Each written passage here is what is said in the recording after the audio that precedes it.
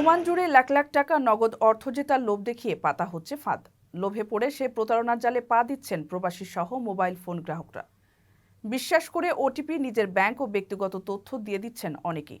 এমনই একটি ডিজিটাল জালিয়াতির ব্যাপারে সবাইকে সতর্ক করেছে অপরাধ তদন্ত বিভাগ। সোমবার রয়্যাল ওমান পুলিশের এক্স হ্যান্ডেলে এ বিষয়ে বিস্তারিত তুলে ধরা হয়।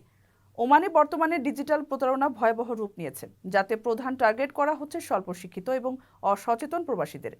এ বিষয়ে পুলিশ জানায়, কোনো ব্যাংকিং প্রতিষ্ঠানের পরিচয়ে ওটিপি চাইলে অথবা যে কোনো সন্দেহজনক লিঙ্কে ক্লিক করার আগে সবাইকে অবশ্যই সতর্কতা অবলম্বন করতে হবে। এর আগেও ডিজিটাল জালিয়াতি থেকে নিরাপদ থাকতে একই পরামর্শ দিয়েছিল central bank of Oman. Police বলছে, প্রতারকরা সাধারণত বিভিন্ন ব্যাংকের নামে নথিপত্র তৈরি করে তা ফেসবুক, হোয়াটসঅ্যাপ, ইনস্টাগ্রাম সহ অন্যান্য সোশ্যাল মিডিয়ায় ছড়িয়ে দেয়। কখনো কখনো অতি সহজেই বড় অঙ্কের লোন পাওয়ার অফার দেখিয়ে তথ্য চায় তারা।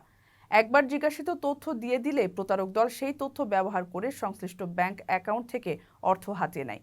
এজন্য সকলকে সাবধান থাকতে বলা হয়েছে।